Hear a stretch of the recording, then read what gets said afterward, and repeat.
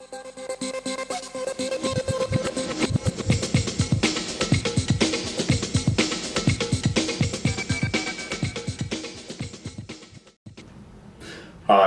welcome to the Partner Business Technical Support Team. My name's Phil, and within this video I'll be taking you through a brief introduction as to how to go about fault finding some of the more common issues you may encounter while using Toolkit. Within this video, the devices we'll be using will be just some basic C-Bus outputs on this distribution board. We have a couple of key input units which we'll be using just to demonstrate some typical issues that we find through the customer call center, as well as the C-Bus USB interface, which we'll be using to link Toolkit up with the C-Bus network. So what we'll do now, we'll get stuck into it. We'll go and connect our PC up with the C-Bus network. So I've got Toolkit open here. I've already created a project. Now a lot of this is going to be assumed knowledge. So I've got that open. I'm going to go Edit Network. Now I've got here, I'm going to go a serial connection because that's what this is, a serial interface. The same as your DB9 type connector.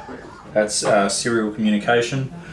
Now what you'll find is the USB should be labelled.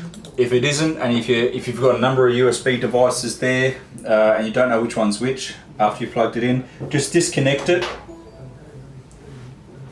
Be aware that this screen here, the Edit Network window, will not update if you've disconnected it since opening it. You have to cancel and edit to get the most up-to-date vision of what's actually connected to your PC in terms of your COM ports.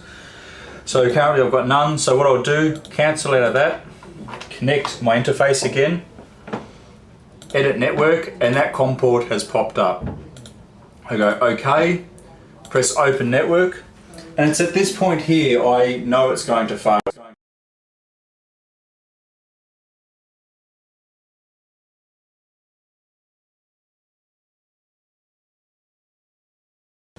So if I go Units, press OK, acknowledge it, press OK to Units, rescan, it will fail again at this point. Yeah, as you can see there.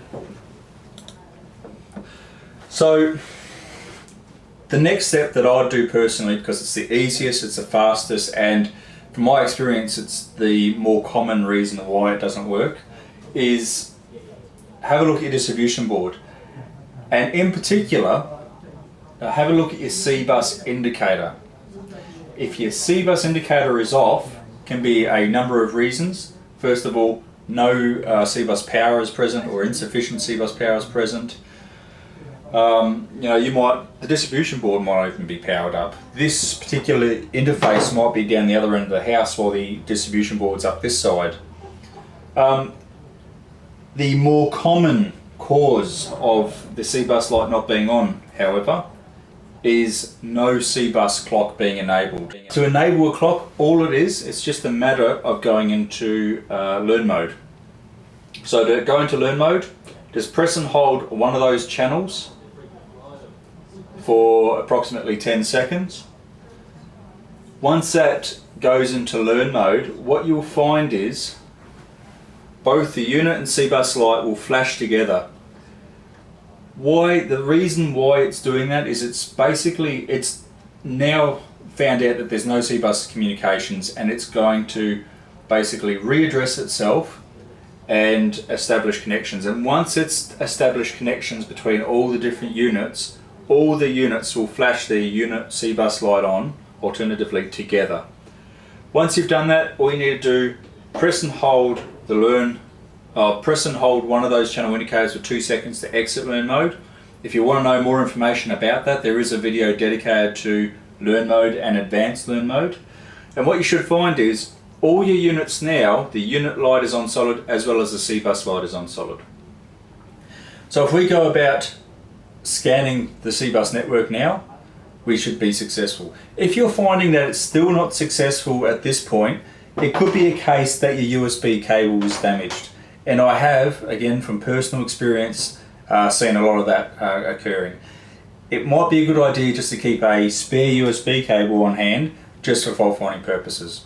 If you replace that, and make sure that if you are using a USB cable, make sure it's less than 3 meters. I'd recommend no more than probably about 1.5 meters or something like that. If you're still experiencing issues, it's more than likely going to be your PC interface. And seeing that these things are usually kept in your work vans, thrown around the place, they are could be subject to damage. You know, that could be the reason why that fails. So we'll scan the network now. And hopefully we should find down the bottom here that progression bar is now increasing.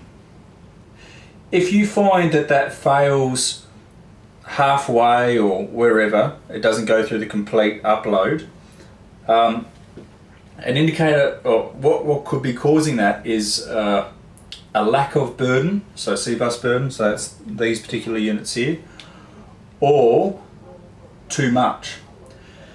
If it's going slow, same thing. Typically there's not enough burden. What I always do whenever you go to a site is, if you're experiencing that, have one of these on hand, plug it in and see if it makes a difference. And I'd say, you know, like 80 to 90% of the time it does. It improves the scanning speed. So the next step we need to do from here is to enable 2 other clocks within these units here, because right now we only have the one, which is this unit here, which I programmed it into.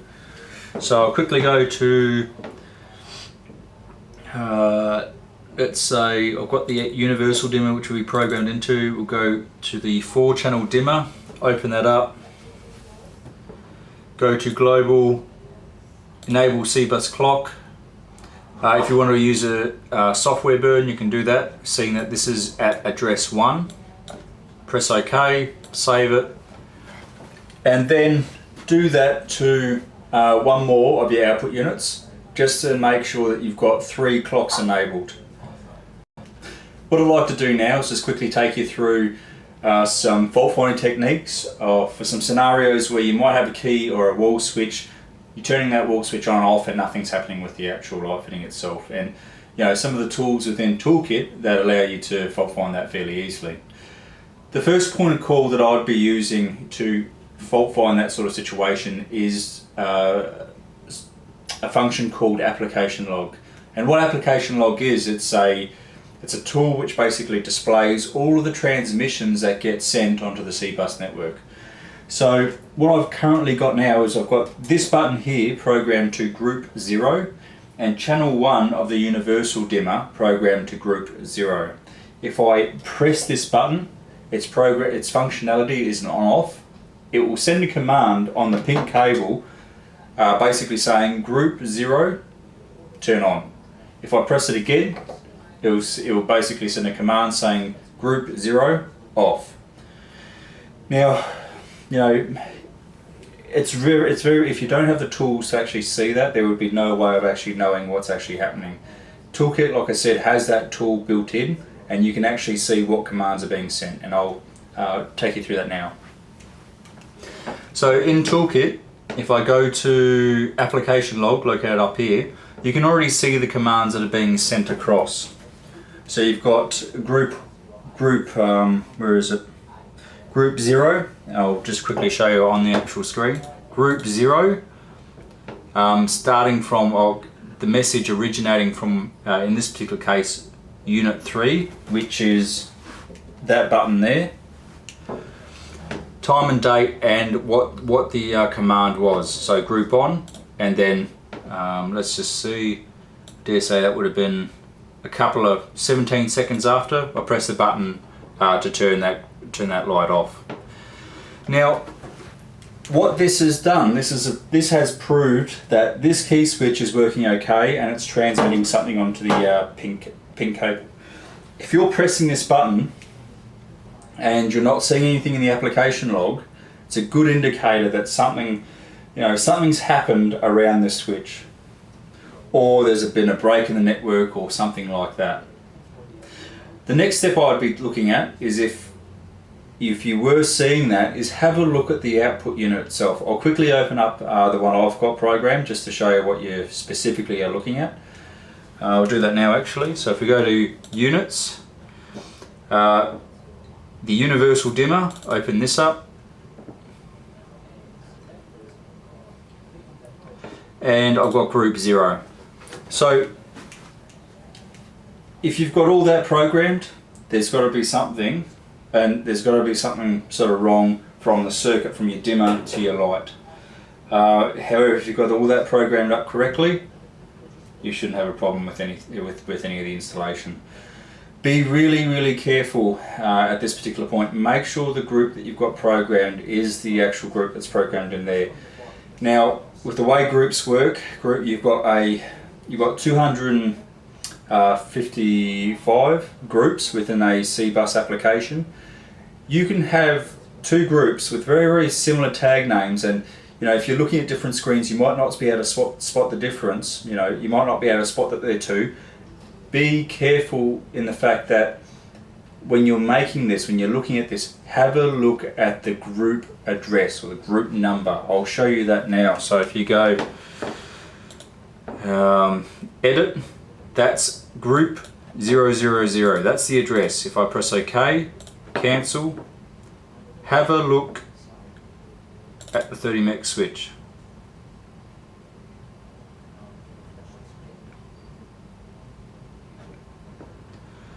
Group 0, to double check that that's at the same address, address 000. Quite often you might come across scenarios, and I'll add a new group, where it might be like that. And at a glancing value, if they were in 2 different screens, you might not be able to spot the difference because your mind's just going group 0, yeah that's correct, group 0, that's correct. Be aware that you've got 2 groups, very similar in description, but they're 2 individual separate groups. So that's something else that typically catches a lot of people out on sites and the like. Toolkit has this really neat feature called Diagnostics. What it does is it allows you to quickly identify certain parameters of units. So in relation to their burdens, which if they've got burdens enabled, also allows you to quickly identify which units have C-Bus clocks enabled within them. It also provides another quick visualization as to the unit voltages, C-Bus voltages for all of those units. That way you can quickly identify which units might be experiencing some issues due to too much of a voltage drop, or whether they're below the C-Bus recommended voltage of so this is the recommended voltage from technical support of 22 volts.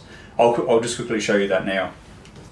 So if you go to Diagnostics, you've got all your units here, you select the parameters you want to extract, press run, it goes through, pings all those devices, and it should give us a readout. So there we go. Unfortunately I've got a couple of sort of rogue replies back, which I think might be because I'm using a faulty unit. But regardless, the information we want is here. So straight away I can see that I've got 2 units that have their C-Bus clock enabled. Now, again, the Clipsal technical support recommendation is to have 3 clocks enabled, so I'd have to enable another unit to have its clock here. So that could be, that's dimmer, maybe the DMX unit. And also I've got no burdens. So that could be a case, you might not have any burdens because there might be a hardware burden like this one here installed on site. And also system voltages. So straight away I've got all 33 volts. If there was a difference, or if the highest value and the lowest value was greater than 10 volts, you could have issues with communications. Also, if any of these voltages here were less than 22 volts, you could be experiencing communications issues as well.